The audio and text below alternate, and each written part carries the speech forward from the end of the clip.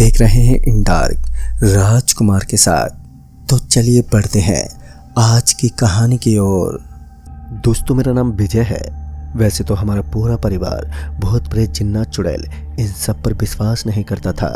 उस वक्त शायद मेरी किस्मत ही खराब चल रही थी। एक तो मुझे कोई अच्छी जॉब नहीं मिल पाई और दूसरी तरफ मेरे लिए एक नई जॉब करना बहुत ही महत्वपूर्ण था, क्योंकि मेरे घर वाले एक मेरी जल्दी शादी करने वाले थे। ऐसा नहीं था कि मेरे घर पर पैसों की कोई कमी चल रही थी।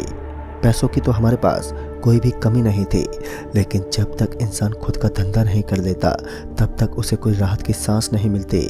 ऐसा ही मेरे साथ भी कुछ था। फिर मुझे एक फैक्ट्री खरीदनी थी, जिसके लिए मैंने पापा से कुछ पैसे लिए थे। उसी की मीटिंग के लिए मुझे जयपुर से मुंबई के लिए जाना था। सफ़र तो काफ़ी लंबा होने वाला था।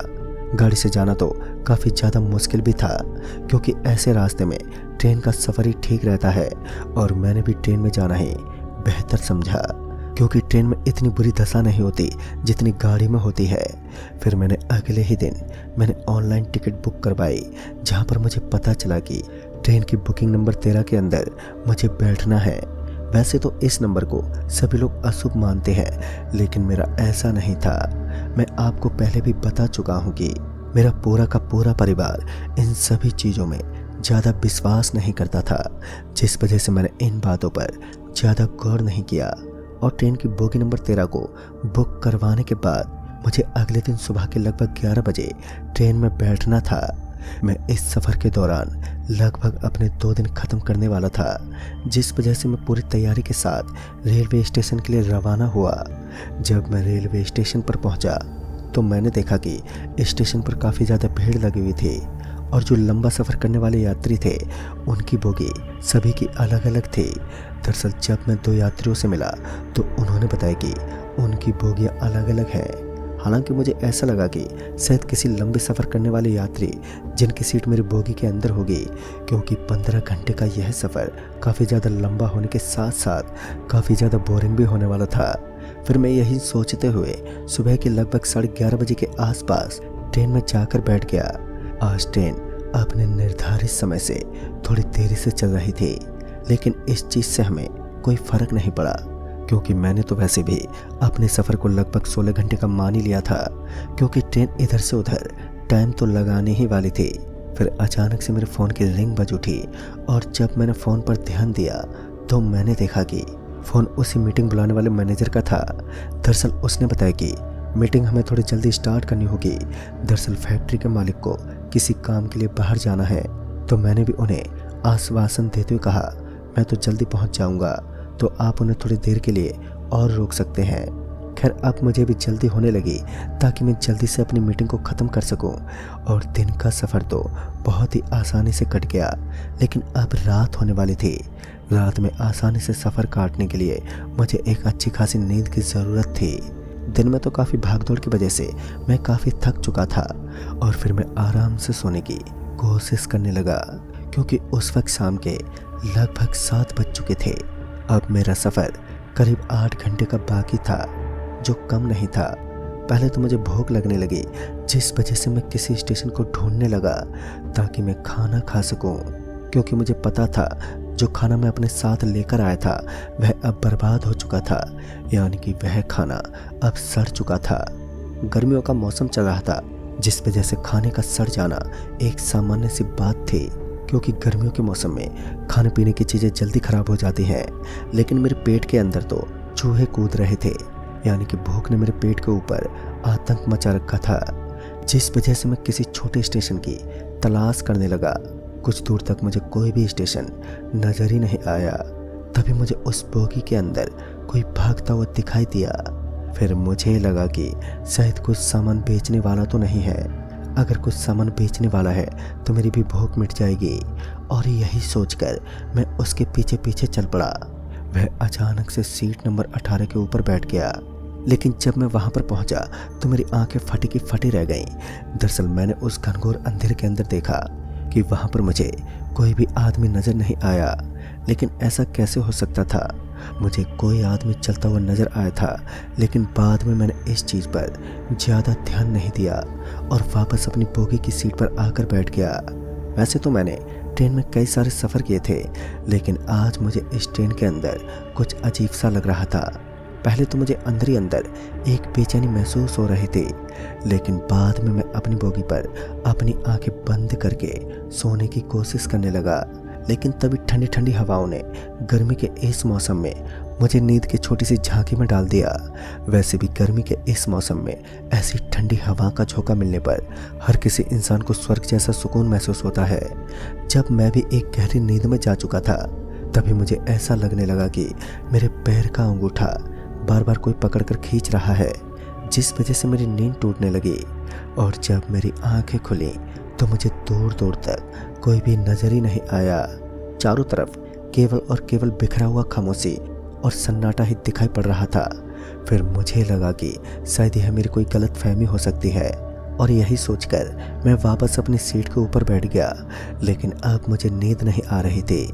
अब मुझे मेरे अंगूठे के अंदर जोर का दर्द हो रहा था, मानो किसी ने उसे बहुत जोर से खींच लिया हो, जिस वजह से दर्द महसूस हो रहा है। तभी मुझे उस ट्रेन की बोगी के अंदर कोई चलता हुआ दिखा। एक बार फिर उस आदमी को चलता देख मैंने उसका एकदम से हाथ पकड़ लिया। जैसे ही मैंने उसका हाथ पकड़ा तो वह एकदम से पीछे पलटा और अब उसका चेहरा बिजली की तरह चमकने लगा। उसका लाल लाल चेहरा बिल्कुल मेरी शक्ल जैसा था।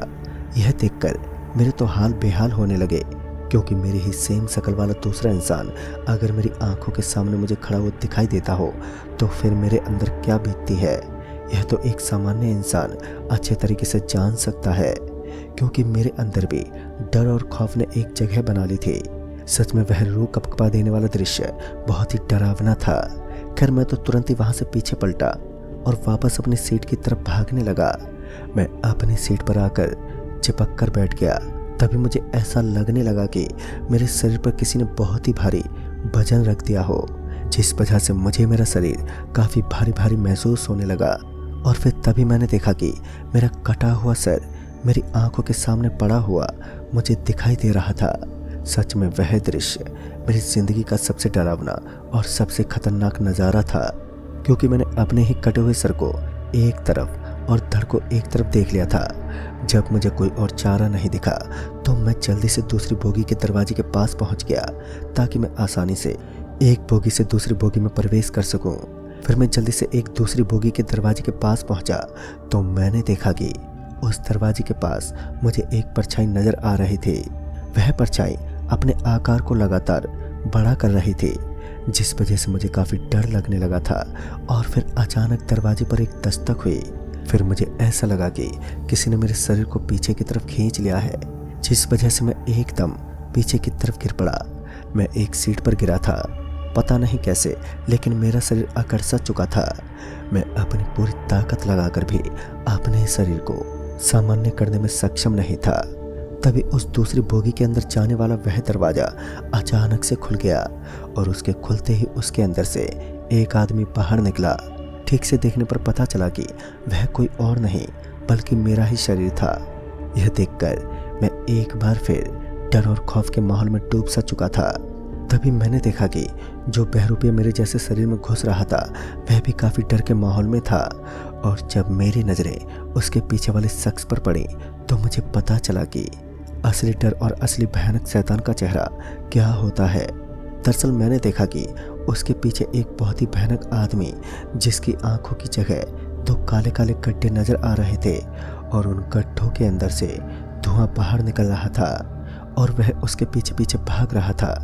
मेरी एक जोरदार चीख के साथ मेरी आंख बंद हो गई और फिर से जब मैंने अपनी आंखें खोली तो मैंने देखा कि अब उस बोगी के अंदर सब कुछ एकदम खामोश पड़ा हुआ था। ऐसा लग रहा था मानो उस बोगी के अंदर अब सब कुछ सामान्य हो चुका हो। लेकिन यह तो तूफान के पहले की शांति थी। दरअसल अचानक से किसी ने मेरा हाथ पकड़ लिया था, लेकिन मेरा हाथ अपने आप ही हवा में उड़ रहा था। मुझे सामने की तरफ से कुछ दिखाई भी नहीं दे रहा था।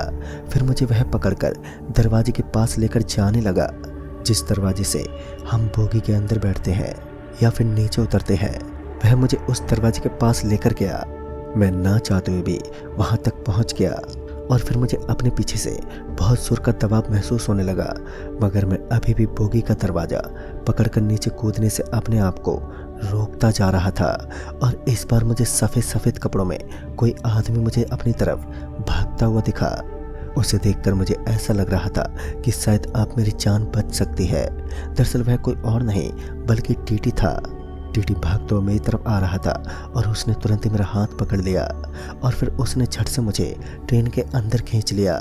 फिर वह मुझे बोगी नंबर 13 से एक बोगी नंबर 14 के अंदर लेकर पहुंच गया, जहां पहुंचने के बाद उसने मुझे बताया कि यहाँ पर 3 साल पहले एक आदमी अपना लंबा सफ़र काटने के लिए आया था, लेकिन अचानक से उसका पैर ट्रेन की सीढ़ियों से नीचे फिसल गया, जिस वजह से वह नीचे गिर पड़ा। उसकी बदकिस्मती थी कि उस वक्त ट्रेन का दरवाज़ा खुला हुआ था, जिस वजह से उसे नीचे गिरने में कोई रोक नहीं पाया। लेकिन उसे ऐसा लगा कि शायद उसे किसी ने धक्का मारा है, जिस वजह से उसकी आत्मा को आज भी शांति नहीं मिल पाई और उसकी आत्मा आज भी भटकती फिरती है। तुम्हारी बहुत ही अच्छी किस्मत है कि तुम्हारी चीखने की आवाज़ मेरे कानों तक पहुंच गई, वरना वह अभी तक काफ़ी सारे लोगों को ट्रेन से नीचे गिराकर उन्हें मौत के घाट उतार चुका है। फिर दोस्तों, आज तो मैं किसी तरह बच गया, पर अगली बार ऐसा कुछ करने से पहले मैं 100 बार जरूर सोचूंगा। तो दोस्तों, इस कहानी में बस इतना ही। तब तक के लिए बाय एंड टेक केयर।